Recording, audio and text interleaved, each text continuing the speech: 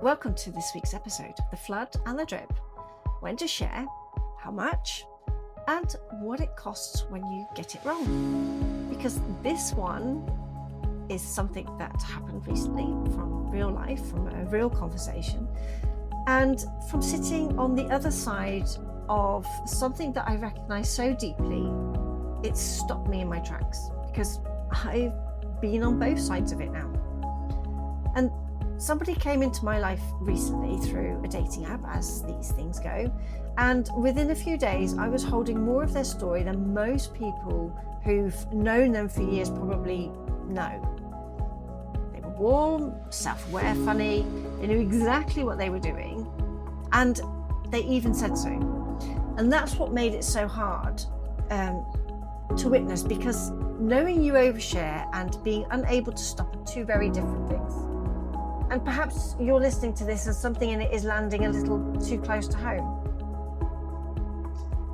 You might be the one who floods, or you've been on the receiving end and holding something enormous from somebody you barely knew, not sure what to even do with it.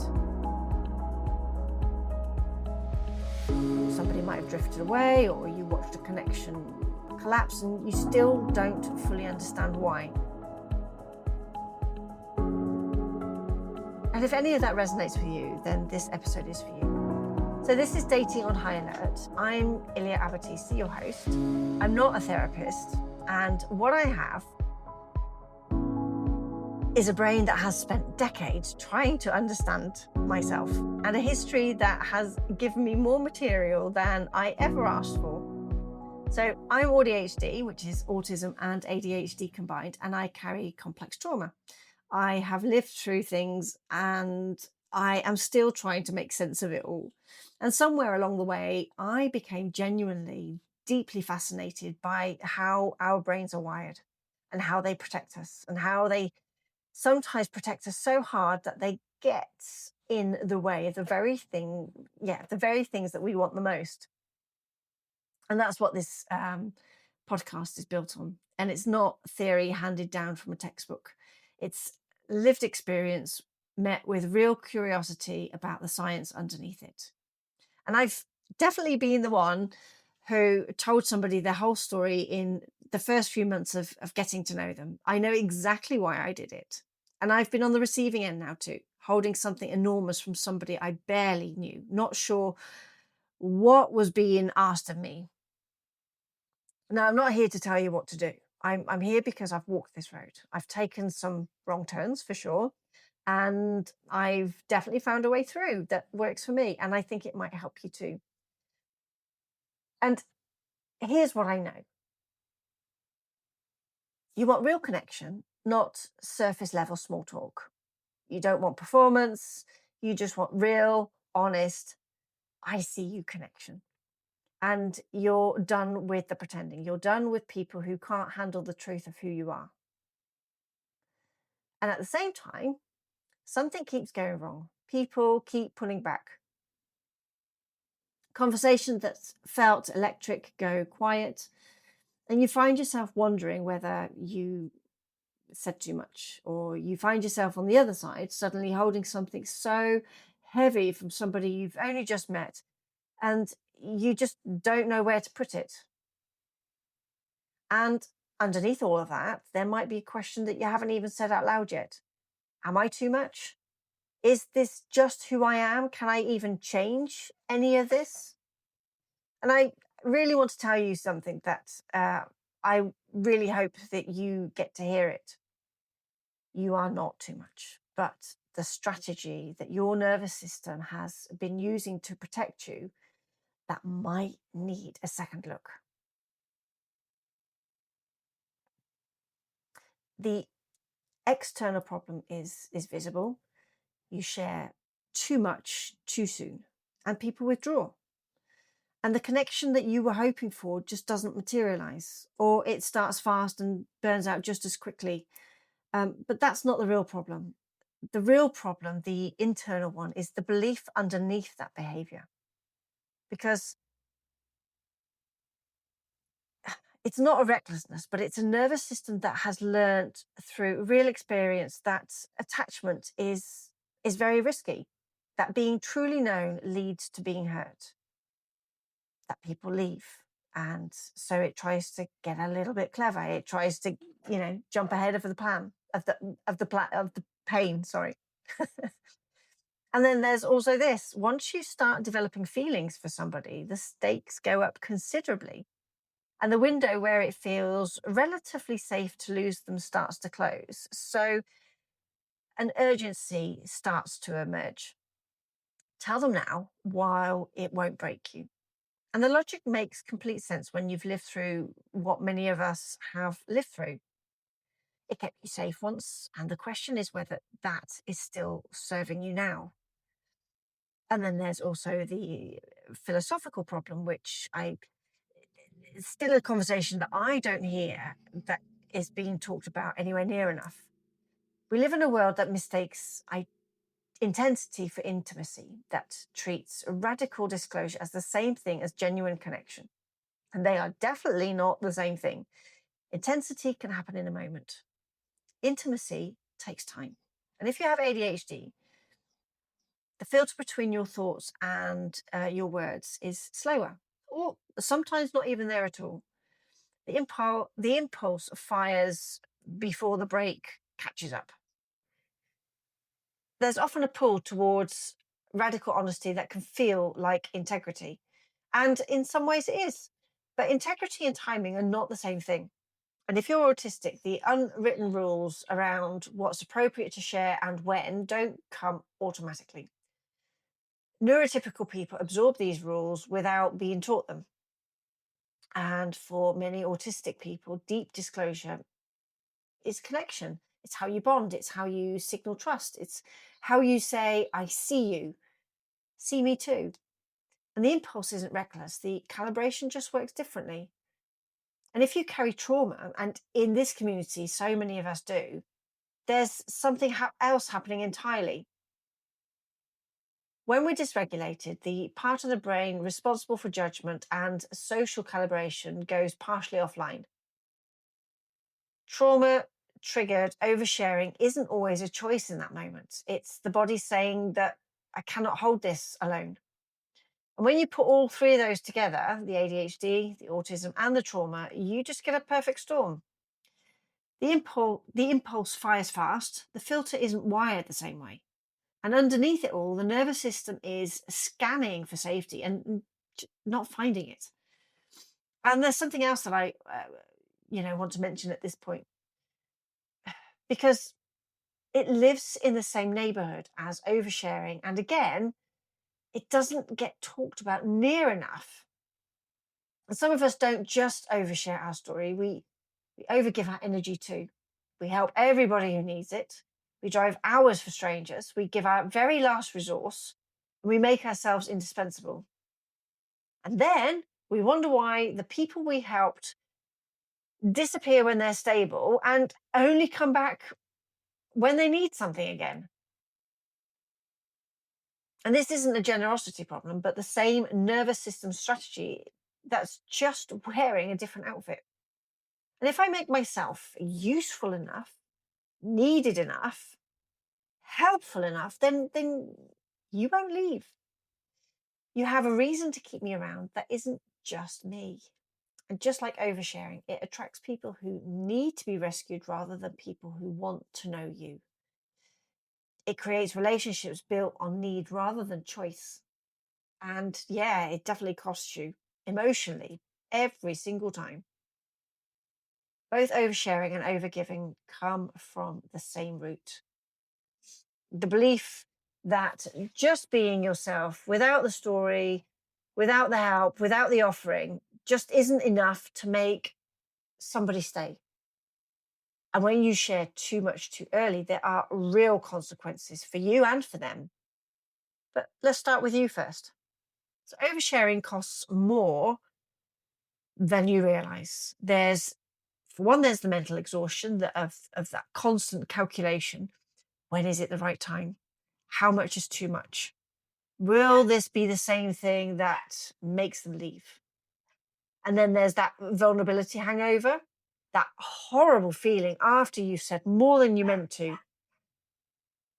when you just can't take it back and you just don't know what they're going to do with it. And then there's the pattern itself: flooding, watching somebody pull back, taking it as confirmation of the worst thing that you believe about yourself, and going into the next conversation with the walls even higher and the urge to get everything out even faster. You short circuit the possibility before it's even had a chance to be, to become real. And you never find out what would have grown slowly. And somewhere that belief gets a little bit more solid. See, I knew it. Just too much. They can't handle it. Now, for them, and this is what I really want you to, what I actually need you to consider. You don't know who you're talking to. You have absolutely no idea what they could be carrying. And you don't know whether what you've just shared has landed in a body that has its own wounds, its own unprocessed material, its own places that haven't healed yet.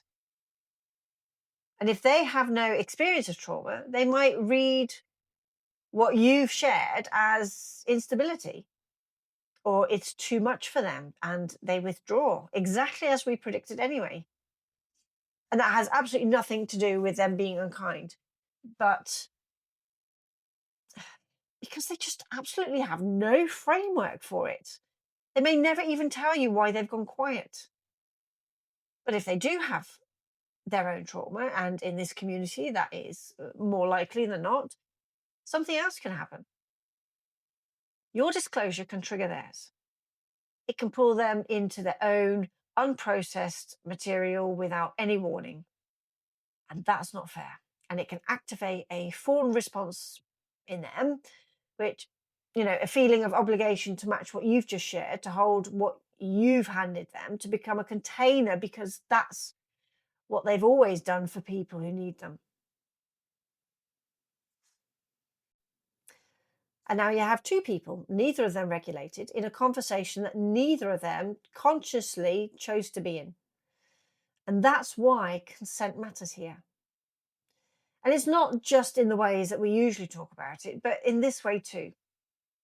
Before you hand somebody something really heavy, they deserve the chance to know that it's coming, to check whether they have the capacity right now to choose.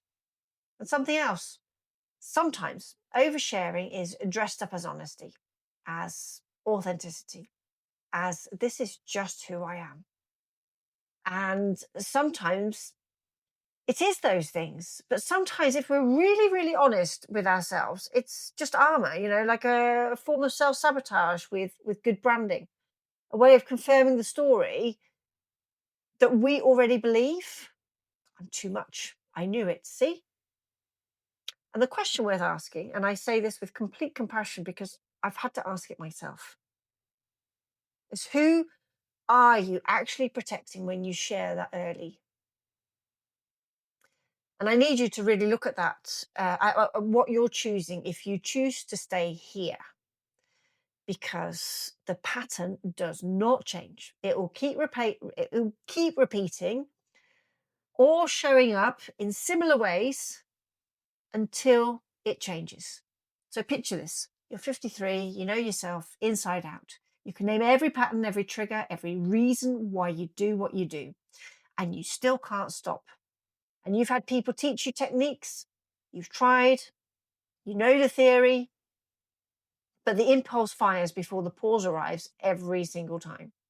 And so that cycle continues. You meet somebody, something feels possible, and you flood them with your story, your pain, your history, your absolute everything, because it feels like honesty, because it feels like connection, because you can't bear the thought of them finding out later and then leaving. Because at that point, it will cost you so much more. And they leave, or they pull back, or they stay, but they start to use what you gave them because you handed them ammunition before you knew whether they were actually safe. And when you finally defend yourself, somehow you're the one in the wrong. And so you help instead. You give your last resource, you drive for hours, you pour yourself into the people that need you, And when they don't need you anymore, they disappear. And some of them come back, maybe even years later when they need something from you again, and you let them in again because the alternative, being alone, being unchosen, feels worse. It's the cycle of my life, somebody said to me recently. And the sadness in those words stayed with me for days. And here's what the cycle actually costs. It isn't just the connections that don't work out. It's not just the emotional exhaustion either. It costs you the evidence that something different is possible. Every loop of that cycle adds another layer to that belief. This is just how it is for me. Too much. Nobody stays. And I should be grateful for whatever I can get.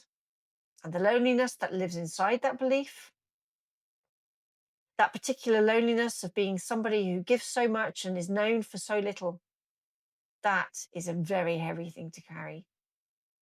And you don't have to keep carrying it. So here's when I'm going to speak to you directly, because everything I've just described, the cycle, the exhaustion, the loneliness of giving absolutely everything and being known by nobody, that does not have to be your story forever. But it will keep being your story if you don't decide right now to do something different. And I do want to be very open with you about that, and about what doing something different actually requires. And it doesn't require you to become a different person at all. Neither does it require you to stop being honest or open or real. Those things are gifts, and the world needs more of them, not less. But what it does require is this: a pause, a moment of genuine curiosity about what is driving you, a decision to treat your story and the person you're sharing it with more care than fear has been allowing you to. And that's it. That's the choice. And you can keep on flooding, oversharing. You can keep giving your very last resource to the people who just disappear. You can keep confirming that belief that you're too much, that nobody stays, that cycle is just how it is for you. Or you can try something different. But don't do it because somebody told you to. Do it because you deserve to find out what's possible when you stop letting fear drive. Because the connection that you want, the real, honest, I see you connection, is actually available for you. You just have to stop short-circuiting it before it has had a chance to grow. And if right now, this very moment, you're sitting with something that's already happened, you've already sent that message, you've already said too much, your thoughts are completely looping inside your head and you don't know whether to say more or to go quiet, that's exactly what the Dear Ilja is for. You just send me a voice note through WhatsApp right in that moment before you react, before that spiral takes over. And we slow it down together. And I help you understand what's actually happening underneath all of that noise, whether it's fear, whether it's pattern, whether it's rejection, sensitivity, or something else entirely. So you can respond from clarity instead of impulse. Because there is a difference between the real you and the reactive version of you trying to protect yourself. And the people across from you feel that difference too. You'll find Dear Ilja at iljabatista.co.uk. Dear Ilja. The link is in the show notes. And if you want to go deeper than that single moment, if you want to actually understand your patterns, work through what's been driving this and build something different from the ground up, then please head over to my website, iljabatista.co.uk, and go to the Work With Me page.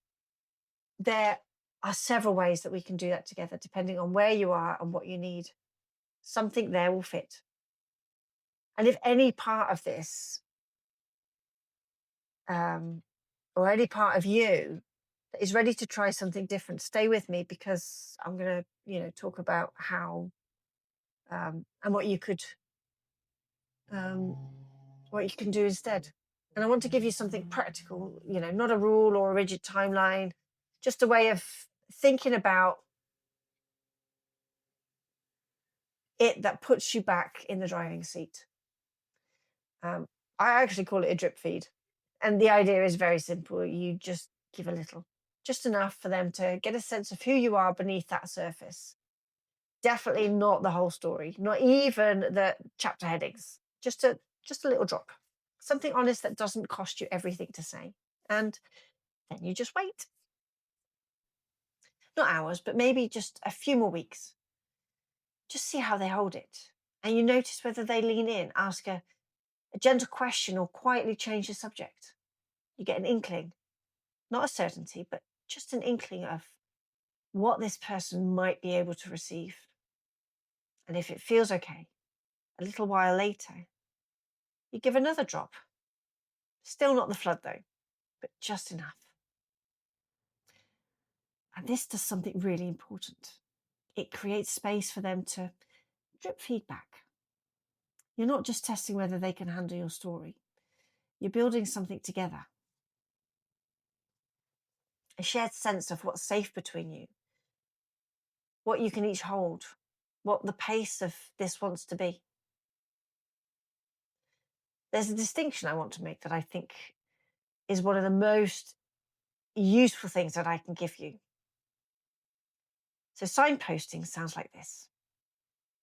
I have a complex history that I'll share more of as we get to know each other. That's honest. That's fair. It gives them context without giving them the weight. It says, there's more to know about me, and I trust that the right moment will come. And flooding is handing them everything at once and calling it honesty. And both can come from the same impulse, the need to be real, to not pretend, to not waste anybody's time. But they land very differently in somebody else's body.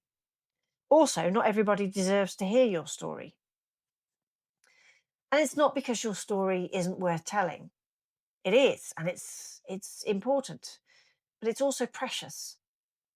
And it's the most real thing about you. And handing it to somebody before you know whether they can hold it, before you know whether they're safe, or even whether they're honest, whether they have the emotional capacity to meet you where you are. Because that's giving something sacred to somebody who hasn't yet shown you that they deserve that. And when somebody truly loves you,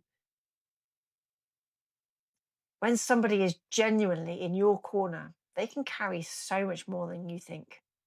The right person at the right time, the right foundation between you will not be frightened off by your history. They will lean in, and they will ask questions, and they will stay.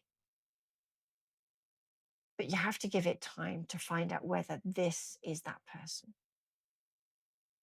So how do you know when you're ready?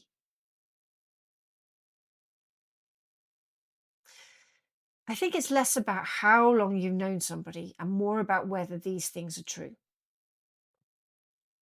Have you processed this enough that you're sharing information, not handing somebody weight that you can't carry alone? Is there enough between you that they know who you are beyond your history? And do they have context for you as a whole person, not just somebody with a painful past?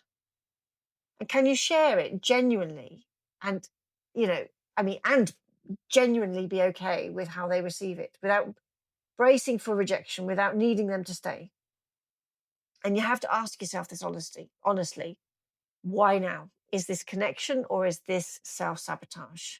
And if you can sit with those questions and feel settled, you don't have to feel certain, but you just need to be settled. That's the signal that you're looking for. Now, it could be weeks, it could be months. There is no universal answer. The timing isn't the point. but the intention is. And I don't want to just leave you with ideas. I want to leave you with things that you can actually do. So here's what I personally would suggest. I would find somebody that you trust to talk through, to talk it through. And it can't be somebody that you're dating, really. It needs to be somebody outside of that, a friend, a coach, a therapist, if, of course, that is accessible to you. It needs to be somebody who can help you process what you're carrying before you bring it into a new relationship. Having somewhere safe to put the big stuff means it's less likely to come flooding out at the wrong moment with the wrong person. And ask yourself the urgent question before you share.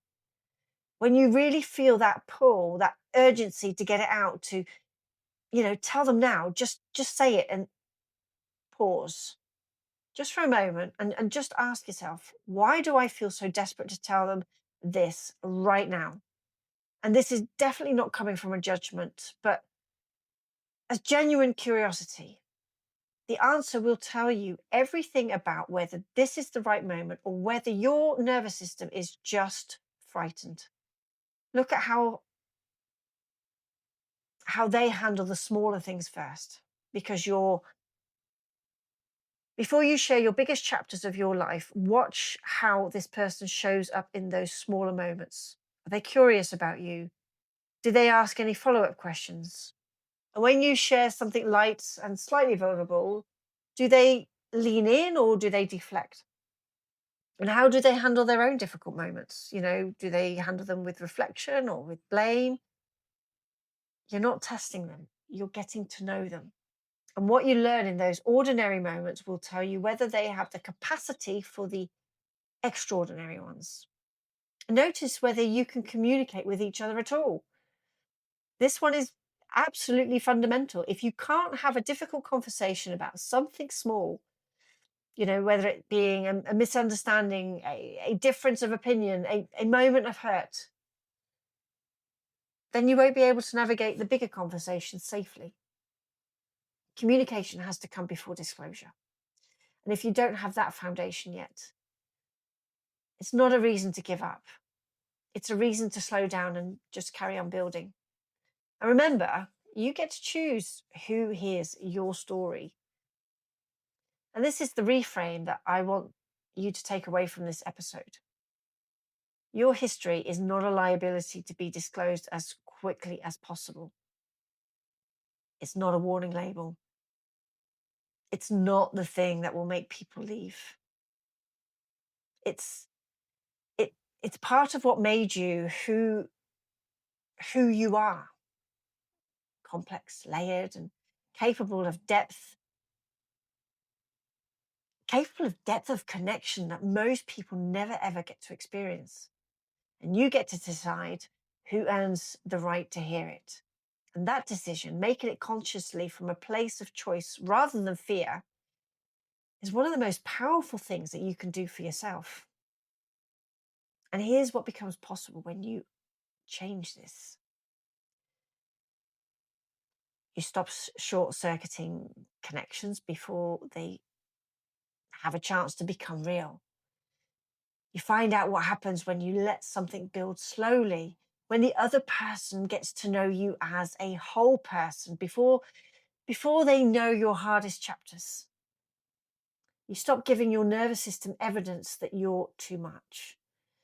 Because instead of flooding and watching somebody withdraw, just drip feed and watch somebody lean in slowly, safely, at a pace that works for both of you.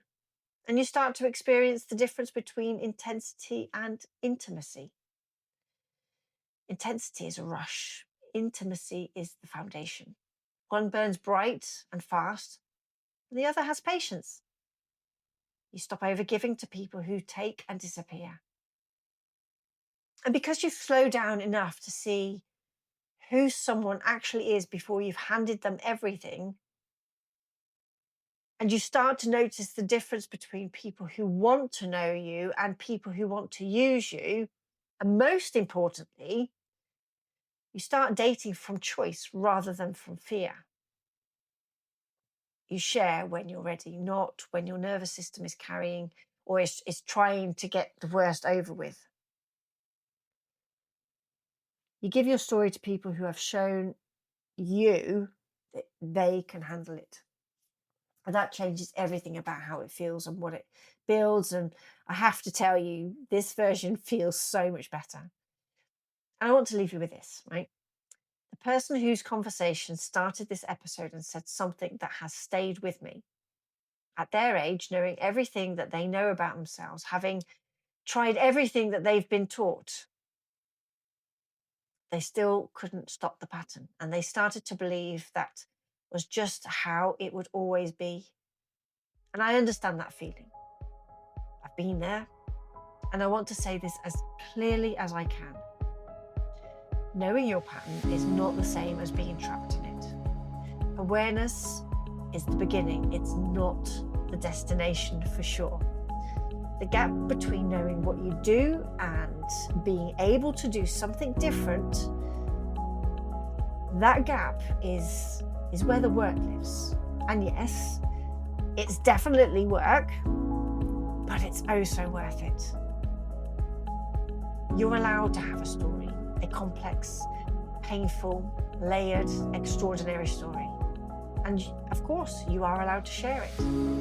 The goal was never to keep yourself hidden.